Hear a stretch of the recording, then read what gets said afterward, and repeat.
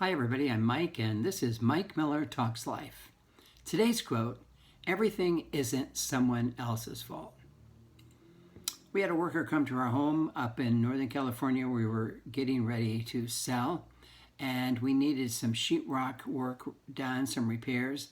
And we asked him to come take a look at it, and he looked at this one room and it was a real mess. Poor sheetrock work had been done before him. The textures, there were several different textures and they were pretty bad. He looked at it and said, yeah, I think I can do it, and so we said, okay. So he shows up to do the job and he's working on it, and we come back at the end of the day and we look at it and it wasn't good at all. It didn't look good, and we were kind of concerned about it. And so we called him and said, hey, this doesn't look that good. I wonder if you'd come over and we can talk about it. Maybe there's something we can do. He said, sure. So he comes over and he sees it and he says, oh man, I thought what I did would work, but I was really wrong. That looks pretty bad. I'm going to have to redo it. I found this comment to be unusual and it felt refreshing. And as I thought about it, I realized not many people say those kinds of things. We blame, we point fingers at someone else. This has been going on, this blaming, since the beginning of time. In the Garden of Eden, when God created the world and mankind, Adam and Eve got in big trouble. They were told not to eat from a tree, and Eve went and fell into temptation and picked the fruit from the tree, whatever it was, and ate from it, and fed Adam. God came to the garden to visit them, and something was wrong. They hid from him, and I mean, that's kind of crazy to try to hide from God. And he said, did you eat from the tree? And he knew they had. And they said, yeah. Adam said, yeah, that woman you gave me. And he just throws her under the bus right away. They both had eaten from it. That's how we do life now. It's just part of our nature to blame, to point, to get the focus off of us. We believe our mess is someone else's fault. They made me do it. It's their fault. And this is developing into a major problem. Young children, we raised two kids, and it was almost instinctive when they get called on something to blame the other. Young kids grow up into students in high school and college, and they have a list of people or circumstances or even pets they can blame for not getting the work done. And then we evolve into adults and at work or on a sports team or with friends or trying to find a job. We're constantly blaming other people for what happens. And it's a mess. Politicians now our country is in a real mess, and instead of helping and leading, and they're spending all their time blaming each other for what's going on, and it's not helping anyone. The results of this choice of life, this approach to life, is that it is creating an erosion deep inside of us. It's silent, beneath the surface. This covering of our weaknesses, this covering of our behavior by blaming it on somebody else is not going well for us. It's robbing us of a clear conscience. It's stealing our feelings of self-respect. It's eroding our sense of value and self-worth, and it's causing an overall lack of confidence as we go through life. It's weakening our character, and other people lose respect for us and consider us to be not dependable. And so we're not really getting away with anything. We think we're getting off the hook because somebody else is taking the blame, but we're really causing a lot of damage to ourselves. Great principle, we reap what we sow. Boy, that is so true. We actually reap more than we sow. Well, there's a fresher way to live, but it's kind of demanding. But I think it might appeal to some of you. The responsible approach to life. I found these points in some writing, an article by Jake Lawson.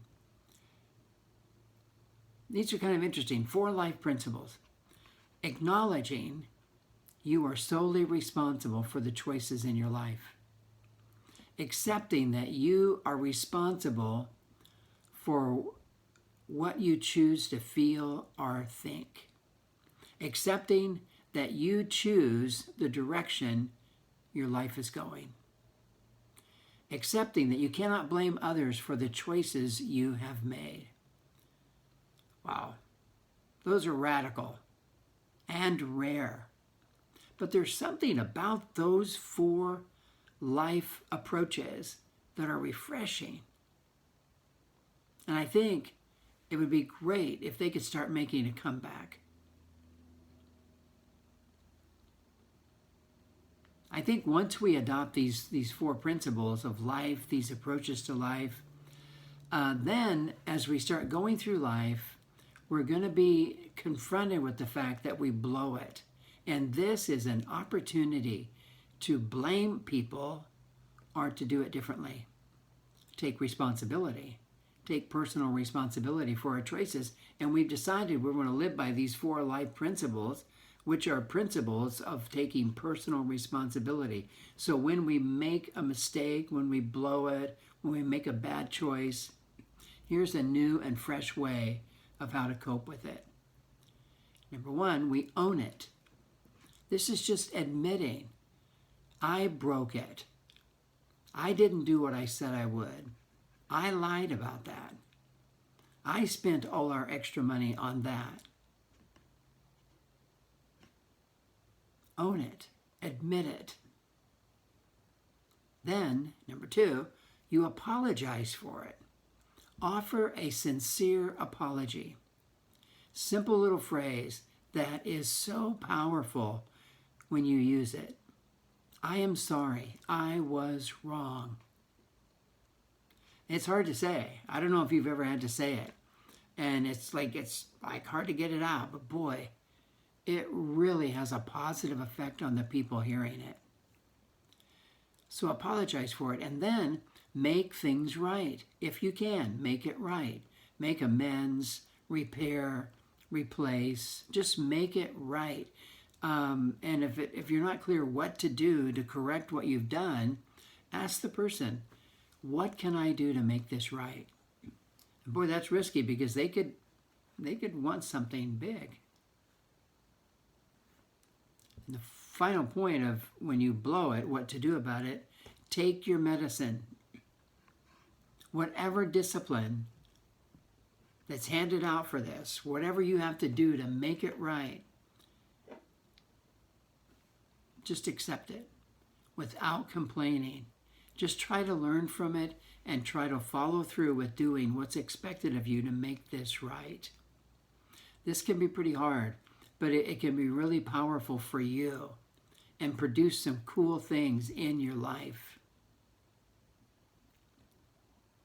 And you're thinking, this feels pretty risky to me. It's going to really mess things up. It could really mess up my plans if I have to go through all of this. But actually, this approach to life builds character. It brings depth and inner strength to your life. It will create a clear conscience and a confidence as you go through life. You'll be able to look people in the eye. Whereas before, when you're always blaming other people, you don't have that kind of confidence. And it comes because you've taken ownership for your life, the good choices and the ones that aren't so good. And it's not really a threat to who we are as a person. It is actually a path to becoming a whole person, one who lives in integrity and is actually growing into greatness. So stop looking for someone to blame and begin looking at yourself. Teach your children to stop looking for someone to blame and teach them to begin looking at themselves, because everything that happens is not someone else's fault. Well, thank you so much. I knew this was a hard quote, but I think it's really positive. I think it's powerful and really will build us up in a way that we really want. So I hope there's some things in here that are helpful to you. If you like this, I hope you'll click like. And if you haven't, I hope you'll subscribe. I mean, I kind of like to build this up a little bit. And I really hope that this is helping. And I'm always so encouraged to see you guys responding and listening in. It means a lot. So until next time, next Tuesday, I hope you have a great week. And I hope you start trying to apply some of this to your life. Thank you.